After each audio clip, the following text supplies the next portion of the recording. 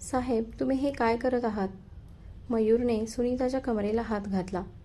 मी ऐकलं आहे की तुला पैशांची गरज आहे. तुला तुझ्या मुलीच्या शिक्षणासाठी किती पैसे हवे आहेत? सुनीता म्हणाली, साहेब, मी माझी पैशांची व्यवस्था करेन. तुम्हाला हे सगळं करण्याची काही गरज नाही.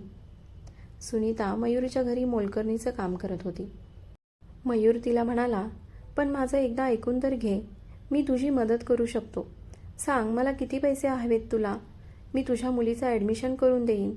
मी सर्व खर्च करेन. या बदल्यात तू फक्त एका रात्रीसाठी माझ्याजवळ ये. सुनीता म्हणाली, साहेब, हे सगळं चुकीचं आहे. माझं ऐक. तुझ्या मुलीची मोठी स्वप्न आहेत. तिला मोठ्या कॉलेजमध्ये जायचं आहे आणि त्यासाठी पैसे लागतात आणि तिचं ॲडमिशन करायचं माझ्या हातात आहे. तुझ्याकडे आजच्या दिवसाचा वेळ आहे. विचार कर, तुला तुझ्या मुलीला मोठं करायचं आहे की नाही? मयूरच्या त्या बोलण्याने सुनीता विचारात पडली, कारण तिची परिस्थिती नव्हती की ती असं घरकाम करून तिच्या मुलीची स्वप्न पूर्ण करू शकेल. मयूरची वाईट नजर सुनीतावर पहिल्यापासूनच होती आणि हे सुनीताने ओळखलं होतं. त्यामुळे सुनीता शक्यतो करून मयूरच्या नजरेआडच राहून काम करायची. आज सुनीता कामावर तिच्या मुलीला कोमलला घेऊन आली होती.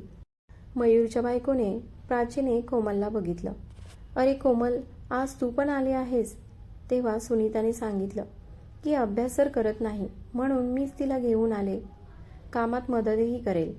प्राचीने कोमलला तिची बेडरूम साफ करण्यासाठी सांगितलं. पण सुनीताला माहीत होतं की मयूर तिथे आहे, म्हणून तिने प्राचीला सांगितलं की मी करून देते. प्राचीने तिच्या मुलीला हाक मारली, प्रगती, नाश्ता करायला ये. आतून आवाज आला, आले आई. तयार होऊन प्रगती बाहेर आली. प्राचीने तिला नाश्ता करायला सांगितला. प्रगती म्हणाली, नाही आई, आज कॉलेजचा पहिला दिवस आहे आणि मला उशीर नाही करायचा. जवळच उभी असलेली कोमल प्रगतीकडे बघत होती. ती काहीतरी विचार करत होती, पण परत तिच्या कामात लागली. प्राची तिच्या भावाशी फोनवर बोलत होती. सगळी तयारी झाली आहे. सामान पॅक झालं आहे. हो, विचारते तुझ्या भाऊजींना. प्राचीने मयूरला सांगितलं. लग्न आहे, वाढदिवस नाही की जो नेहमी येईल. तुमच्या मेहुण्याचं लग्न आहे. वेळ काढून जाऊन येऊ. मयूर म्हणाला, हो, मी कुठं म्हणालो माझ्या दुश्मनाचं लग्न आहे. मी माझ्या मेहुण्याची फोन करून माफी मागेन. प्राची रागातच म्हणाली, माहीत नाही तुला आपल्या लग्नासाठीच कसा वेळ मिळाला होता ते. मयूर तिला समजावत होता की गेल्या 2 महिन्यांपासून त्याला एकही कॉन्ट्रॅक्ट मिळालं नव्हतं आणि मला ही मीटिंग काही करून करावी लागेल. काहीही करून मला हे कॉन्ट्रॅक्ट मिळवायचं आहे. मला तयारी करायची आहे. प्राची म्हणाली, ठीक आहे, करा तुम्ही काम, पण मला उद्या निघावं लागेल. तू कोमलची काळजी घे. मयूर म्हणाला, त्याचं टेन्शन तू नको घेऊ, आरामात जा.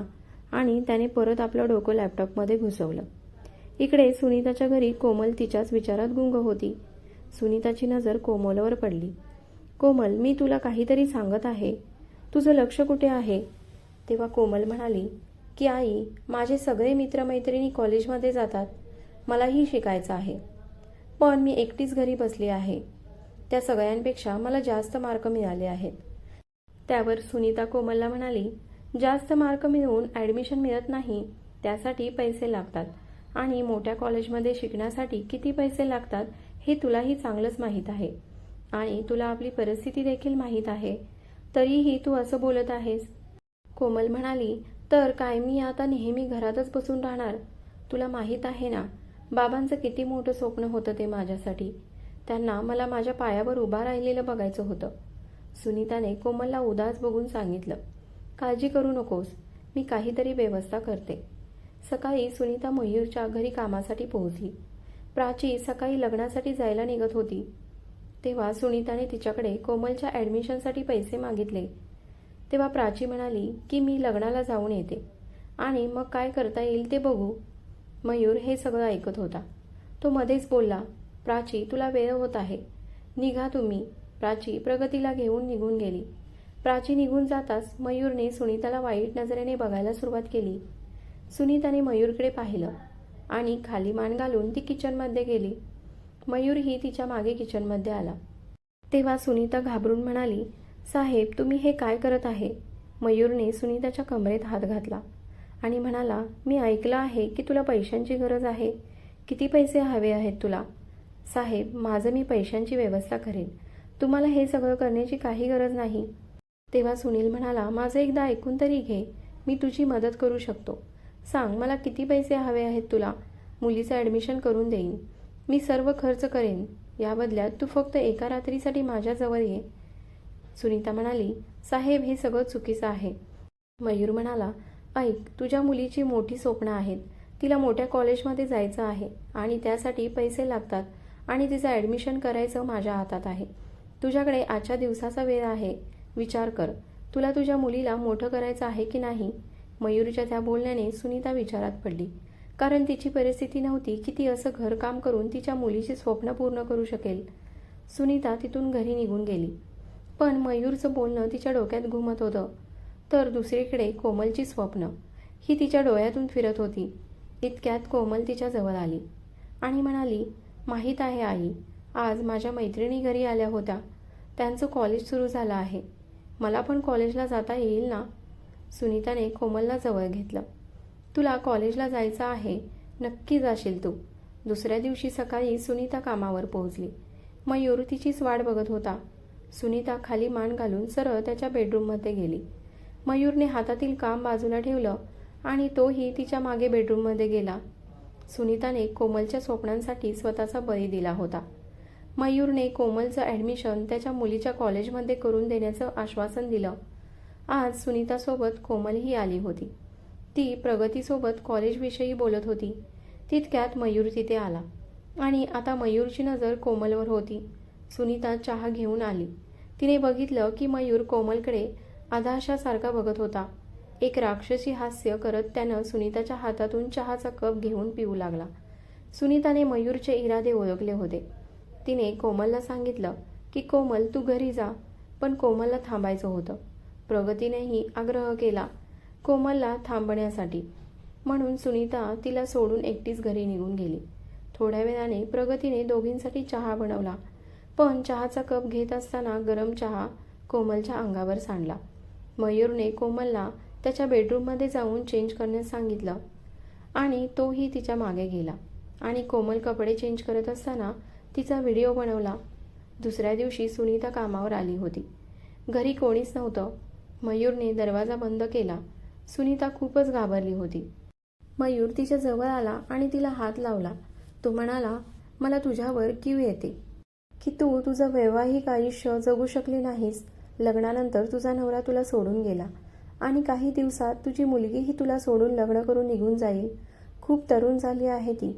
काल बघितलं मी तिला. निरखून. कोमलबद्दल त्याच्या तोंडून ते शब्द ऐकल्यावर सुनीताला राग आला. हे काय बोलत आहात माझ्या मुलीबद्दल?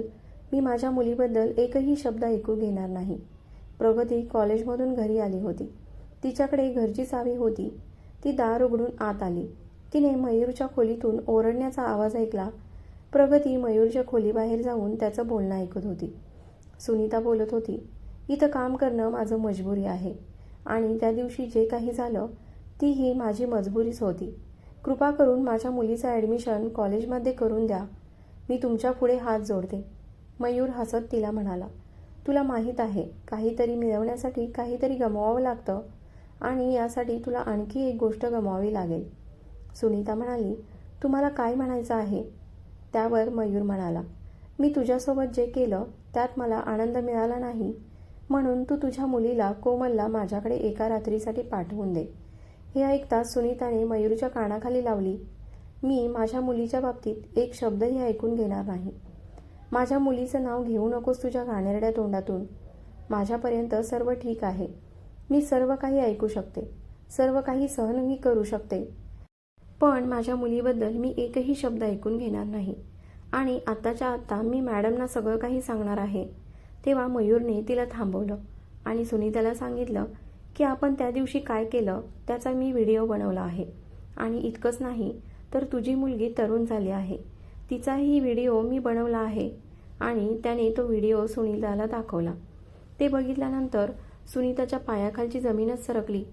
सुनीता मोठमोठ्याने रडू लागली. जा, आता जा, सांग मॅडमना की लावून देऊ फोन. सुनीता त्याच्या हातापाया पडत होती. व्हिडिओ डिलीट करण्यासाठी. प्रगती बाहेरून सर्व काही ऐकत होती. मयूर सांगत होता, जास्त चालाकी करू नकोस, नाहीतर मी हा व्हिडिओ इंटरनेटवर व्हायरल करेन आणि तू माझी कंप्लेंट करशील. तोपर्यंत तुझी इज्जत सगळ्या जगाने बघितली असेल.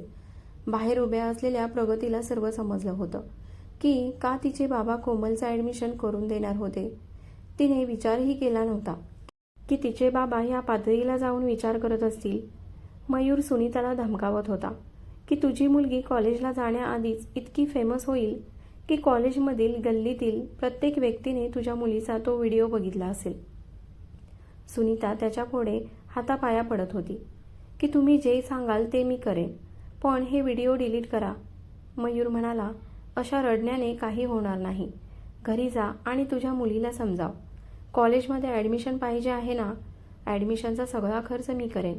तू घरी जा आणि उद्या तुझ्या मुलीला माझ्याकडे पाठवून दे. मगच मी सगळे व्हिडिओ डिलीट करेन. सुनीता रडतच तिथून निघून गेली. घरी गेल्यानंतर तिने कोमलला जवळ बोलावलं आणि सांगितलं की तू माझ्या जागी कामासाठी जाशील. माझी तब्येत थोडी ठीक नाही. कोमलने होकार दिला आणि तिने आईला विचारलं की माझं ॲडमिशन कधी होणार आहे, मी कॉलेजला कधी जाणार.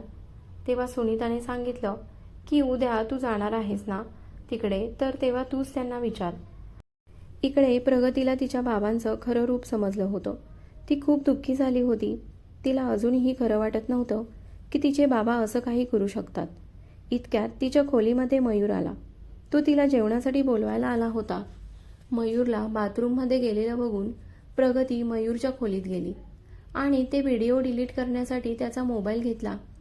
तेव्हा त्यांनी बघितलं की त्या दिवशी कोमल कपडे चेंज करत असताना मयूरने तिचा व्हिडिओ बनवला होता.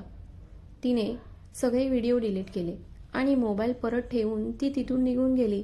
दुसऱ्या दिवशी कोमल प्रगतीच्या घरी कामासाठी आली होती. ती तिचं काम करत होती. तेव्हा मयूरने दरवाजा बंद केला आणि तो कोमलजवळ गेला. त्याने विचारलं की तुझ्या आईने तुला इथं पाठवलं आहे ना.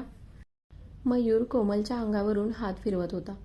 कोमल ही घाबरत हो म्हणाली. मयूर म्हणाला, तुला माहीत आहे का काय करायचं आहे. कोमल म्हणाली, तुम्हाला काय म्हणायचं आहे. तेव्हा मयूर म्हणाला, जे मी तुझ्या आईसोबत केलं तेच करायचं आहे तुला. दुसरीकडे सुनीताला वाटत होतं की तिने खूप मोठी चूक केली आहे. तिला तिच्या मुलीसोबत हे करायचं नव्हतं आणि तिने मयूरच्या बायकोला फोन केला आणि तिला सगळं काही सांगितलं की मयूरने तिचा वापर केला आणि आता तो कोमलसोबत तेच करत आहे.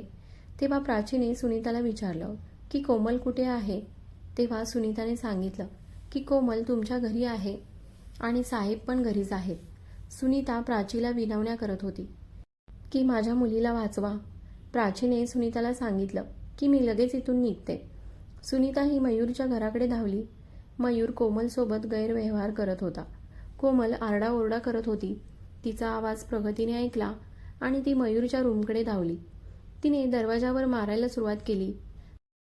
कोमलनेही मयूरला जोराचा धक्का दिला आणि तिने दरवाजा उघडला. प्रगती तिच्या बाबांना असं करण्यापासून थांबवत होती. तेव्हा मयूरने तिलाही मारहाण केली.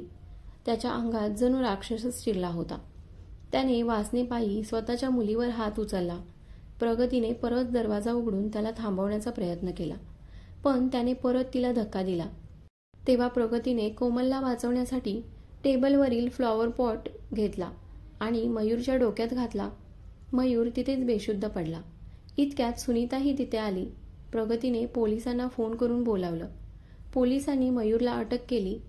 प्रगतीने तिच्या बाबांना वाचवण्याचा प्रयत्न केला होता, पण वासनेच्या आहारी गेलेल्या मयूरला कशाचंच भान राहिलं नव्हतं. पण एक स्त्री म्हणून प्रगतीने कोमल आणि सुनीतासाठी जे केलं ते खूप मोठं काम होतं.